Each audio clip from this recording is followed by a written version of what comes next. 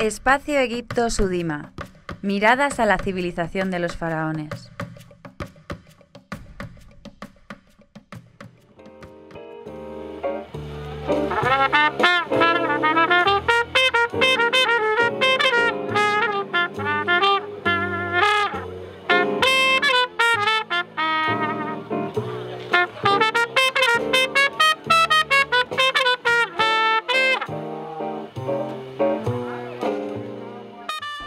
Hola, lo que veis detrás de mí es un templo egipcio, aunque por el entorno deduciréis que no estamos en Egipto. Estamos en Madrid, y este es el templo de Debo, uno de los 4 monumentos que salieron del país del Nilo como regalo diplomático en la década de los 70 del pasado siglo. Al contemplarlo, a uno le caben pocas dudas de lo que es, porque responde al modelo de templo egipcio que todos los occidentales hemos incorporado a nuestro imaginario. Pero lo cierto es que este edificio es un templo de época tolemaica y, por lo tanto, perteneciente a los momentos finales de la civilización quemita. Antes de él hubo otros templos, muchos otros templos, y muy distintos, por cierto. Y por ello, creo que vale la pena explorar esa variedad e indagar en sus cómo y en sus porqués.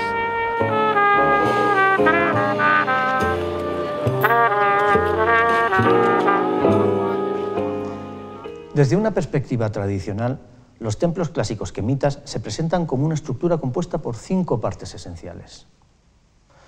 Una entrada monumental, denominada pilono, que en realidad es un gran pórtico flanqueado por 2 torres troncopiramidales que aportan grandiosidad a la entrada. Seguidamente suele encontrarse un patio, porticado. A continuación se disponen una serie de salas cubiertas, entre las que destaca la denominada hipóstila, ya que es ahí donde la techumbre es sustentada por múltiples columnas. Tras estas se disponían una serie de estancias dedicadas al mantenimiento del culto. Y en las partes más inaccesibles del recinto se localizaba el ejal, es decir, el Sancta Sanctorum, donde se custodiaba la imagen de la divinidad. Pero esta imagen es una simplificación de la realidad, ya que la diversidad de la arquitectura religiosa quemita es muy elevada. Por ello, me propongo hacer un análisis de esa variabilidad, tanto desde el punto de vista cronotipológico como funcional y conceptual. Sin embargo, lo que vamos a ver es tan solo una aproximación al tema, puesto que es difícil abarcar en un espacio como este toda la tipología de templos que surgió en el decurso de aquella civilización. Sí que hay, no obstante, ciertos elementos estables a lo largo del tiempo que aportan la unidad conceptual que los templos del Nilo siempre tuvieron. Por ello, y antes de pasar a analizar las variaciones y sus causas, conviene identificar esos elementos y entender para qué fueron concebidos. La planta que os muestro ahora es la del primer templo construido en Medinet Habu bajo los auspicios de la reina Hatshepsut. Es un edificio de estructura sencilla y esa simplicidad nos va a permitir empezar a estudiar los elementos estables a los que acabo de aludir. Empecemos ahora de dentro a afuera, porque, como os acabo de comentar, el núcleo de todo templo quemita es el ejal, el Sancta Sanctorum, donde se custodiaba la imagen de la divinidad y cuyo acceso estaba únicamente permitido al alto sacerdocio y a la familia real. Otra parte importante es el denominado Santuario de las Barcas. Las evidencias inequívocas más antiguas se retrotraen precisamente al reinado de Hatshepsut, quien mandó construir para tal fin su famosa Capilla Roja. Con ella aparece uno de los ámbitos más importantes de la arquitectura religiosa, porque las restricciones de acceso hicieron que una parte del culto se canalizase a través de festivales cíclicos durante los que las divinidades se sacaban de los templos y eran mostradas a la población civil. Y eso se hacía en las barcas sagradas que se custodiaban en esas salas. Unos espacios que, aunque fueron ubicados en distintas partes del templo, siempre se mantuvieron cerca del ejal, para facilitar la manipulación y el traslado de la imagen divina. La sala de ofrendas es un espacio íntimamente vinculado al ejal, porque es ahí donde se realizaban las ofrendas a la divinidad, siempre a cargo de un grupo reducido de sacerdotes de alto rango. Eran ellos los que se encargaban de realizar, de acuerdo con una liturgia preestablecida, todas las acciones de ofrenda y sacrificio que exigía el culto diario. Las estancias accesorias varían en fisonomía, pero independientemente de su número, siempre se emplazan alrededor del ejal y la sala de ofrendas, ya que fueron los ámbitos que alojaron todas las actividades relacionadas con el mantenimiento del culto diario. Las zonas cubiertas de estos edificios solían estar precedidas por un patio, al principio de dimensiones modestas y con el cometido básico de albergar partes concretas de las ceremonias. Pero volveremos a ellos enseguida. Sin embargo, en la plenitud del Reino Nuevo se manifiestan una serie de innovaciones que van a transformar profundamente el aspecto de aquellos templos. La más notable es la tendencia a la monumentalización de sus accesos y espacios semipúblicos como las salas hipóstilas y los patios. Y hay un ejemplo donde eso se percibe con claridad: el Hipetresić, el templo de Amón-Min en Luxor. Los pilonos adquieren unas proporciones colosales que, además de conferir un aspecto monumental a la entrada, proporcionan extensas superficies pétreas sobre las que desarrollar contundentes programas iconográficos. Tras aquellos pilonos se levantaron enormes corredores columnados, cuyo mejor ejemplo es el que Amenhotep III construyó en el templo de Luxor. Y os puedo asegurar que hay que estar dentro para imaginarse lo sobrecogedor que debió ser acceder al templo por esta columnata, sin duda la más majestuosa levantada hasta esos momentos. Pero entre todos los elementos que podríamos denominar exteriores, sobresalen los patios, unos espacios muy importantes, ya que eran la única zona del templo a la que podía acceder la sociedad civil, aunque fuese en número muy limitado. En época ramésida, el poder político y económico, así como el prestigio social e ideológico del país, era inmenso. Y eso había que sostenerlo y legitimarlo. ¿Cómo? Pues precisamente con la arquitectura monumental. Los gobernantes pensaron: ¿y para qué quiero invertir tiempo y recursos económicos y humanos en las partes ocultas de los templos? Yo necesito que lo vea la gente. Y eso explica el paso de los pequeños patios como el que hemos visto en Kalabsha a los inmensos patios que surgieron en aquellos momentos. Sus dimensiones se disparan, convirtiéndose en inmensos espacios abiertos para albergar a la gente que acude con motivo de las grandes fiestas nacionales. Por ello, fue ahí donde se desplegaron complejos programas iconográficos destinados a ensalzar la figura del monarca constructor del edificio. Un ejemplo de esto es el patio del templo que Ramsés III mandó construir en el complejo de Karnak. Reparad en la inversión de medios y en la insistencia en ensalzar la imagen del rey, es decir, autopropaganda basada en la reiterada representación de su efigie.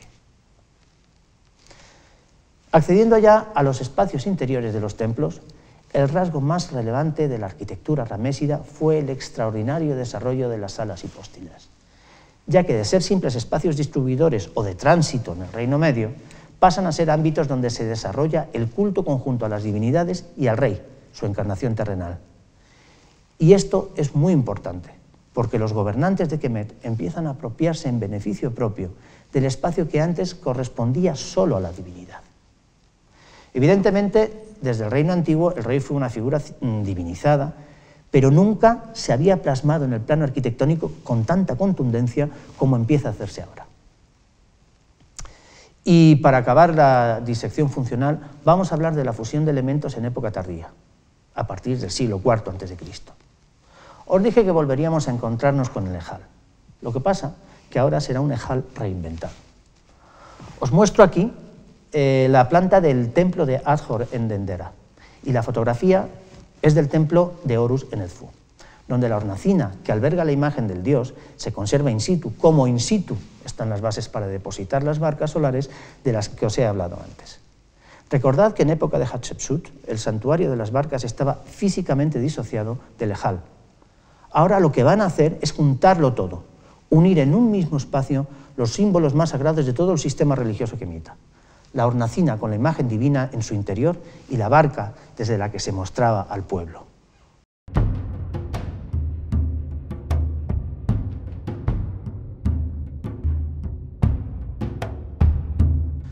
Pero aparte de estos elementos estables, no cabe duda que la morfología de los templos kemitas varía a lo largo del tiempo. Esas variaciones diacrónicas responden a varios factores, pero podría aceptarse que detrás de ellas se hallan dos elementos fundamentales. la progresiva complicación de los esquemas religiosos y la expansión del entramado político y económico de Kemet. Y el resultado de estas dinámicas también podría sintetizarse en una idea: la evolución desde unos modestos templos de diseño sencillo a los grandes espacios cultuales de elevada complejidad arquitectónica y conceptual. En el Valle del Nilo, la arquitectura religiosa surgió ya en el periodo predinástico, en torno al 3300 a.C. Desde luego no son muchos los ejemplos conocidos de aquellos momentos, pero contamos con uno muy interesante: el templo de Horus en Hieracómpolis, la capital de uno de los protestados que darán lugar a la aparición del reino de Kemet. El templo era una estructura simple, construida con materiales frágiles como la madera, esteras de caña y revocos de barro o yeso. Constaba de un cercado de planta aproximadamente elíptica, flanqueado por un santuario de proporciones relativamente grandes y una serie de habitáculos más pequeños que pudieron ser espacios de culto vinculados a grupos sociales concretos. Este ejemplo es muy importante porque en sus depósitos fundacionales se encontró una de las piezas más importantes de toda la historia kemita, la paleta del rey Narmer. En el anverso de la pieza podemos identificar al rey tocado con la corona del Bajo Kemet y golpeando a un enemigo con una maza bajo la atenta mirada del dios halcón Horus. En el reverso volvemos a verle, esta vez con la corona del Alto Kemet. En el registro superior ante un grupo de extranjeros decapitados y en el inferior bajo la forma de toro sojuzgando una ciudad amurallada. Volveremos a encontrarnos con esta iconografía en repetidas ocasiones a lo largo de toda la historia kemita. ¿Y sabéis por qué? Porque las imágenes de esta paleta fijaron una serie de clichés que sustentarán ideológicamente el sistema monárquico, su íntima relación con las divinidades y su capacidad de proteger al país venciendo las amenazas tanto internas como externas. En época dinástica contamos con muchos más ejemplos, pero he escogido uno en concreto porque refleja como pocos la evolución estructural y conceptual de los templos kemitas. Es el templo de la diosa Satet en la isla de Elefantina, en lo que hoy es Asuán. Lo que veis en la imagen es la reconstrucción de una de las fases, concretamente la atribuida a la época de la reina Hatshepsut y, por lo tanto, datable en torno al 1480 a.C. Pero lo interesante de este caso es que las excavaciones arqueológicas han puesto al descubierto una secuencia estructural que abarca más de 2500 años. En los inicios del periodo dinástico, y estamos hablando aproximadamente del 2800 a.C., se construyó sobre un abrigo rocoso un pequeño santuario con muros de adobe. Era un recinto simple compuesto por un modesto ejal apoyado en la pared rocosa y protegido por una valla exterior. Con el paso del tiempo, ya en los inicios de la dinastía sexta, en torno aproximadamente al 2250 a.C., la primitiva construcción empieza a dignificarse, ya que si bien la configuración genérica sigue siendo la misma, los muros se hacen más sólidos. En los inicios del Reino Medio prosigue el programa de mejoras. Las zonas internas del santuario rupestre adquieren más relevancia, pero no será hasta el reinado de Montuhotep I, coincidiendo con el apogeo del Reino Medio, cuando la casa de Satet experimentará un cambio asombroso. El terreno fue nivelado, sepultado el antiguo cobijo rupestre y generando una amplia superficie sobre la que se construyó un sólido templo de piedra y adobe. El modesto cercado de las fases anteriores se convierte ahora en un patio porticado que precede a una primitiva sala hipóstila desde la que se accedía al ejal. Además, en la parte derecha aparece otro patio en el que se aloja un altar solar, un espacio que nunca desaparecerá de la arquitectura religiosa kemita, ya que es imprescindible para rendir culto a Ra. Durante el reinado de Senusret I, también en el Reino Medio, hay una variación estructural, pero el concepto sigue siendo exactamente el mismo, aunque un tanto más complejo, porque para llegar al ejal había que superar un corredor que antes no existía. Y daos cuenta que en la parte trasera se mantiene, aunque con menos protagonismo, el espacio abierto con el altar solar. Pero va a ser en el Reino Nuevo cuando los cambios se hagan más ostensibles. El reinado de Hatshepsut, hacia 1480 a.C., como dije, el diseño se hace más complejo a la vez que se da un decidido salto a la monumentalidad. Este cambio responde a una estrategia de propaganda política, porque el templo ya no solo sirve para adorar a la divinidad, sino también para poner de manifiesto el patrocinio real de ese culto y, sobre todo, la capacidad logística y moral de la monarquía para construir el nuevo edificio. Desde esos momentos, el proceso de monumentalización avanzará imparable, de forma que ya al final del mundo Kemita, alrededor del 150 a.C., aparece un enorme edificio cultual. Si tenéis en cuenta que en todo momento se ha conservado la escala de los edificios, y reparáis también que la línea discontinua nos señala la ubicación del abrigo rocoso, del primitivo abrigo rocoso desde el que partió todo, podréis advertir el enorme cambio operado, desde un pequeño recinto de adobe alojado en un abrigo a un edificio en piedra con una vocación decididamente ostentosa.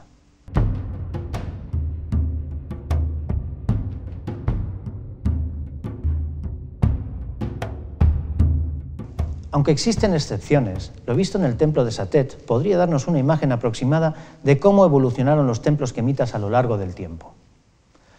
Pero la morfología de aquellos edificios también estuvo sujeta a otros parámetros, como son la divinidad a la que estuvieron específicamente dedicados y, desde luego, las funciones accesorias a la estrictamente cultual que les fueron conferidas. Por ello, es posible hacer otra lectura de la variabilidad formal, la tipológica. Y de eso es de lo que os quiero hablar ahora. Si exceptuamos el ejemplo predinástico de Hieracómpolis, los primeros templos documentados en la historia kemita son los complejos de culto funerario asociados a las pirámides. Lo importante de esta asociación es que no solo personificaba el poder del soberano, sino también su condición divina, porque la pirámide y su simbología solar quedan fundidas en un espacio cultural dedicado a la veneración del propio rey. Los templos de esta época se desdoblaron en dos. En la parte cercana al río se emplazaba un primer templo, encargado de recibir los restos mortales del rey y de albergar los primeros rituales funerarios. Junto a la pirámide y comunicado con el templo del río por una larga avenida, se encontraba el templo principal, que era donde debía mantenerse el culto del soberano al soberano durante toda la eternidad.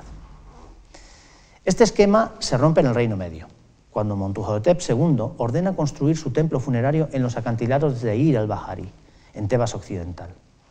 Con esta acción, Montuhotep empieza a desmantelar el concepto dual tumba-templo funerario.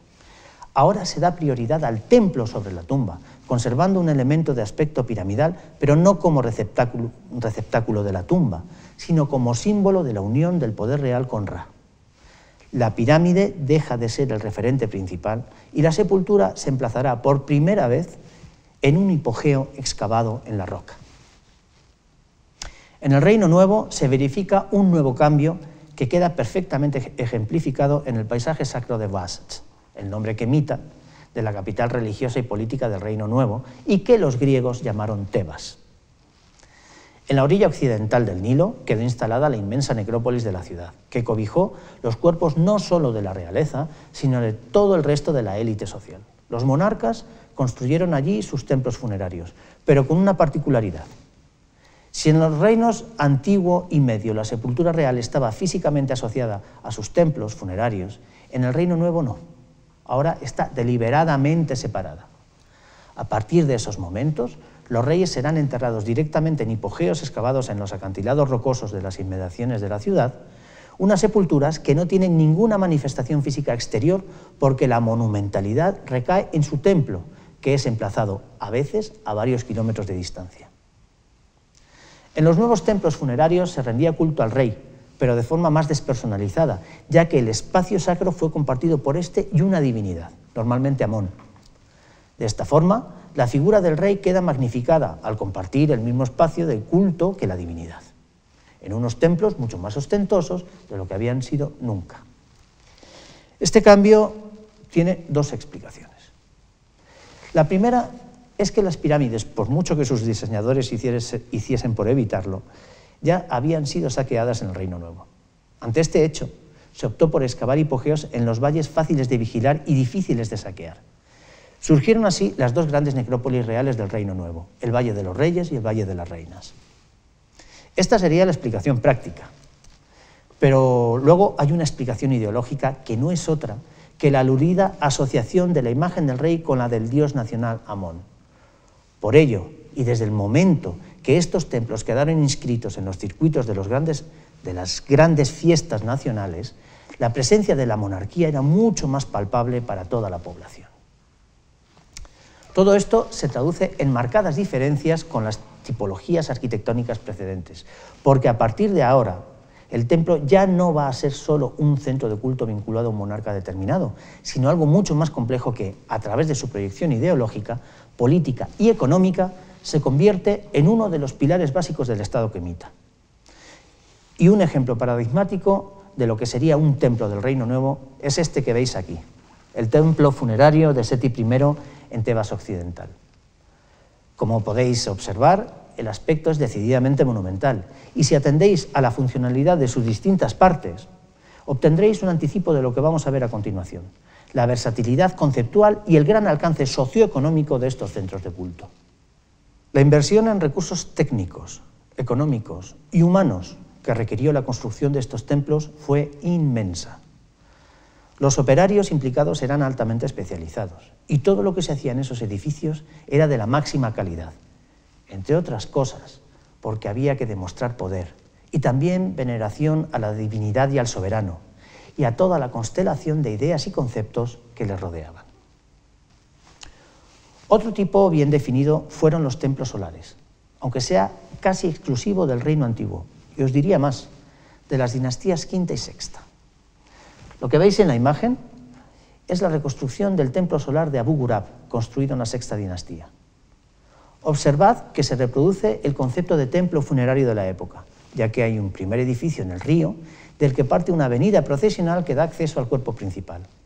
Esta vez, un espacio abierto, aunque por supuesto, con ámbitos cubiertos dedicados a salas de sacrificio, almacenes, etc. Pero en esta modalidad no hay un ejal escondido en las profundidades del edificio, sino un gran altar central y un obelisco integrados en un amplio espacio al aire libre dedicado al culto al sol, a Ra. Como os dije al comentar la secuencia del templo de Satet, el concepto de espacio abierto para rendir culto al sol que se configura en el Reino Antiguo se va a perpetuar independientemente de su tamaño y morfología durante toda la historia de la arquitectura religiosa quemita. Y es también en estos templos solares del Reino Antiguo cuando se prefigura otro de los símbolos más importantes de la arquitectura religiosa, el obelisco. Es posible que la aparición de este elemento sea una adaptación del concepto de pirámide, ya que, en el fondo, está igualmente preconizando la preponderancia absoluta del Sol como centro de la creación y su relación con la monarquía. Pero ahora cabe señalar un importante elemento diferenciador de estos centros de culto solar. El grabado de Borchardt da una idea muy precisa de cómo fue el complejo de Abu Ghurab. Y por ello quiero llamar vuestra atención sobre un detalle. A diferencia de los templos funerarios coetáneos, este templo solar estaba asociado a un núcleo de población. Lo que quiere decir que no fue un ámbito tan restringido social e ideológicamente como los templos de las pirámides, porque en él no se adoraba al rey divinizado, sino al propio Dios supremo Ra, y quizá por ello fuesen más accesibles a una parte importante de la sociedad civil. Otra interesante tipología son los templos de frontera, cuyo ejemplo más notorio es el enclave rupestre que Ramsés II erigió en los acantilados de Abu Simbel, en Nubia. Lo importante de estos templos, que se van a hacer frecuentes según nos vamos avanzando hacia el sur, es que se construyeron para delimitar simbólicamente el territorio quemita en zonas conflictivas a través de la ostentación del poder político, económico y militar.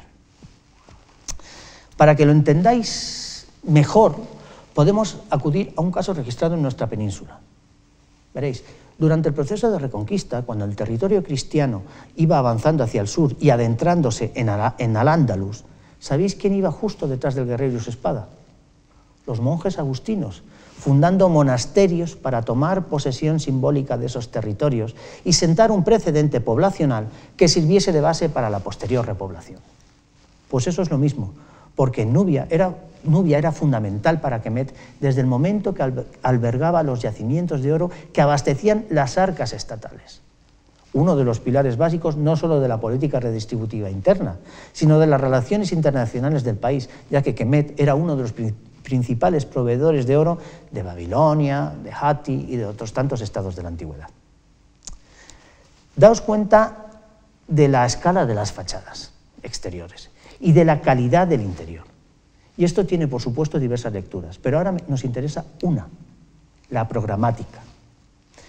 En primer lugar, la construcción de estos templos conlleva una enorme complejidad técnica que es imposible de encarar si no es con el apoyo de un Estado fuerte, social, política y económicamente hablando. En segundo, porque tales esfuerzos están al servicio de un concienzudo programa de propaganda política del Estado, que aparece como vencedor de los enemigos y las adversidades y como proveedor de todo lo necesario para la supervivencia de sus súbditos. Y en tercer lugar, porque esa iconografía propagandística se focaliza en la familia real, en el matrimonio de Ramsés con Nefertari y en la inmutable estabilidad que transmiten las estatuas de sus respectivos templos rupestres. También son dignos de comentario los santuarios de las grandes divinidades.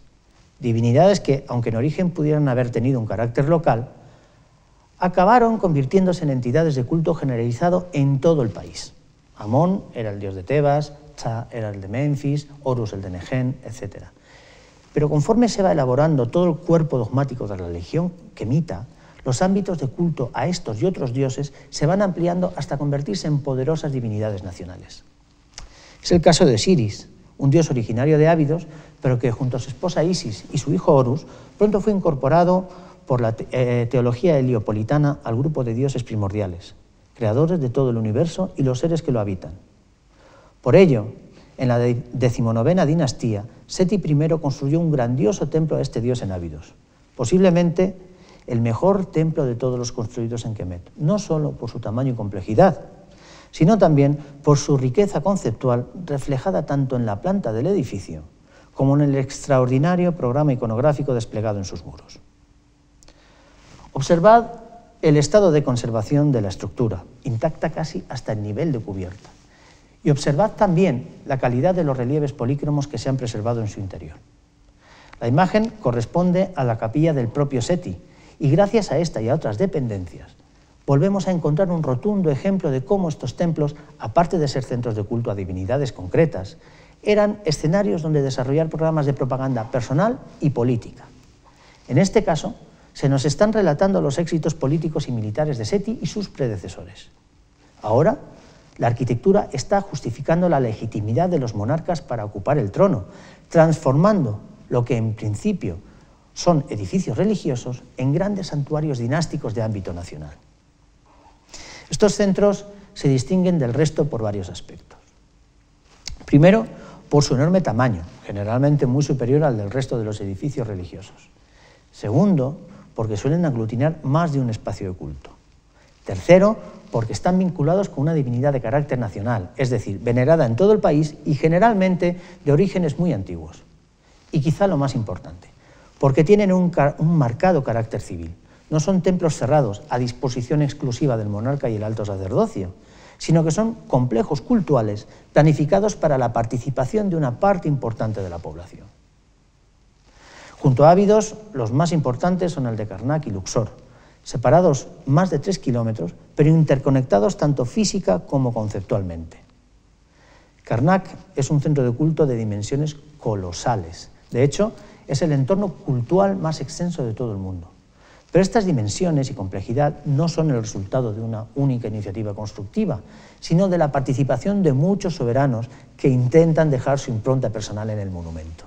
De hecho, la planta de Karnak es el reflejo de 1500 años de historia kemita. Y precisamente por eso, por la atracción que esos centros ejercían sobre el conjunto de la población, se convirtieron en los mejores escaparates de poder de los soberanos y en los mejores canales de propaganda política. Pero siempre hay una excepción que confirma toda regla. Los rasgos formales comentados hasta ahora responden a una ortodoxia religiosa de corte politeísta.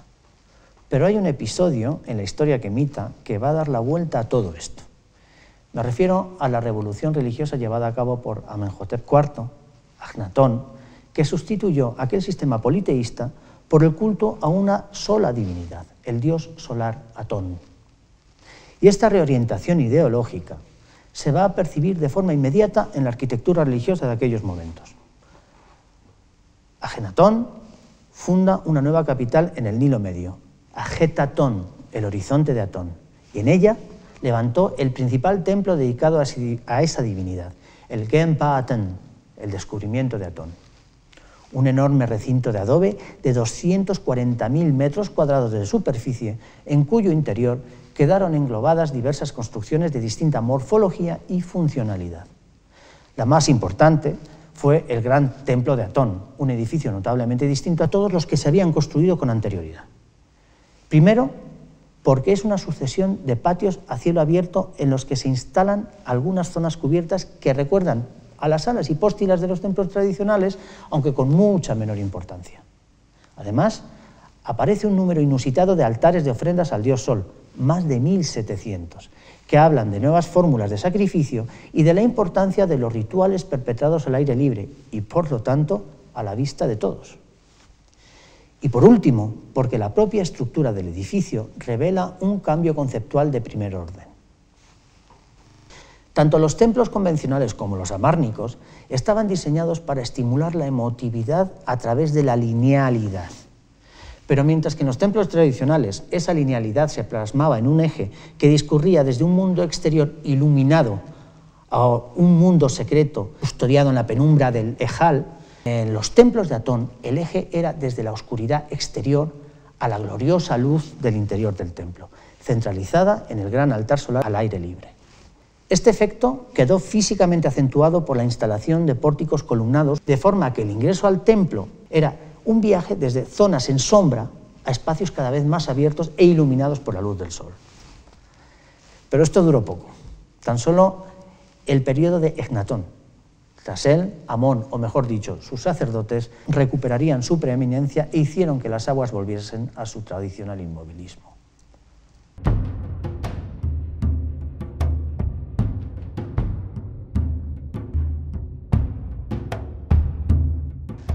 Pero tras el análisis funcional, conviene atender ahora a uno de los aspectos más interesantes de la arquitectura religiosa quemita: su proyección social y económica. Y para desarrollar este tema vamos a utilizar un modelo, el templo funerario que Ramsés III construyó en Medinet Abú, en Tebas Occidental. Se trata de un extenso recinto murado al que se accede por dos entradas monumentales de aspecto turriforme y en cuyo interior se dispone un complejo sistema de edificaciones. El área cultual, sensu stricto, está tramada en azul. Las estancias tramadas en naranja son o están relacionadas con los sacerdotes. No era donde vivían, pero sí donde se preparaban para el culto e incluso donde realizaban parte de los rituales.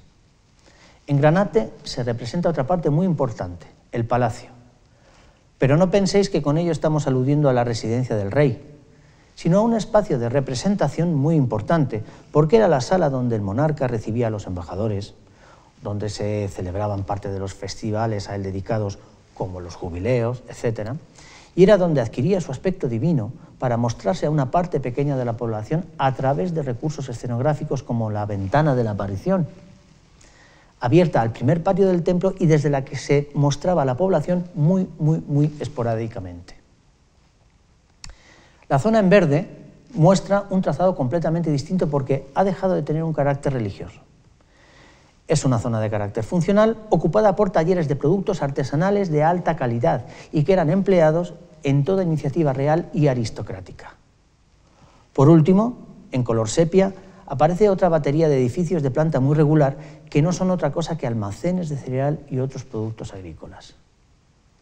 Y estos dos últimos detalles son de vital importancia porque ponen en evidencia el verdadero alcance económico de los templos quemitas. eran complejos donde se centralizaba la producción artesanal especializada y la gestión de los excedentes agrícolas. Y el caso que mejor ilustra esta situación es el Ramesseum, el templo funerario que Ramsés II también hizo construir en Tebas occidental. En la imagen panorámica podéis ver unas ruinas, un pilono, un área cultural y, en primer término, unas construcciones de trazado más complejo que no podemos entender si no es o no son analizadas a través del plano en su conjunto. En principio, es una planta similar a la que acabamos de ver, a la de Ramsés III, la típica de un templo funerario con todas sus dependencias. Pero en este caso, la zona de significado económico se mantiene en un estado excepcional. Lo que veis aquí son ni más ni menos que las bóvedas de los almacenes de cereal perfectamente conservadas desde época de Ramsés II. ¿Y por qué está esto aquí? Porque estos templos eran unidades de gestión de los recursos estatales. Y para que lo comprendáis, vamos a echar mano de un estudio realizado por el profesor Barry Kemp y que publica en su magnífica obra El Antiguo Egipto, Anatomía de una civilización. En esta imagen podéis ver en la orilla oriental del Nilo la ciudad de Waset, donde se ubican los templos de Amón y de Amón-Min, y en la orilla occidental algunos de los edificios más importantes que allí se construyeron. En azul el Ramesseum, el complejo religioso de Ir al-Bahari o el palacio de la Malcata de Amenofis III, que es donde realmente vivía el rey con su familia y toda la corte. Kemp ha calculado que para llenar de cereal los almacenes del Ramesseum habría hecho falta cultivar una superficie continua de más de 76 kilómetros cuadrados, es decir, 7.600 hectáreas, nada más y nada menos. Obviamente, el volumen de cereal custodiado allí era increíble, pero si tenemos en cuenta que este rey construyó varios templos de dimensiones similares al Ramesseum, podremos imaginar el control del aparato productivo que alcanzó este monarca. Este control de las bases subsistenciales era lo que afianzaba su poder sobre el conjunto del país y a la vez lo que le permitía construir templos como el Ramesseum, Abu Simbel, Beit el-Wali y otros tantos. Kemet fue desde el principio y hasta el final una economía agraria. Y si controlas la producción subsistencial, controlas todo. Por eso, los templos fueron esenciales para el mantenimiento del sistema social, económico y político del país.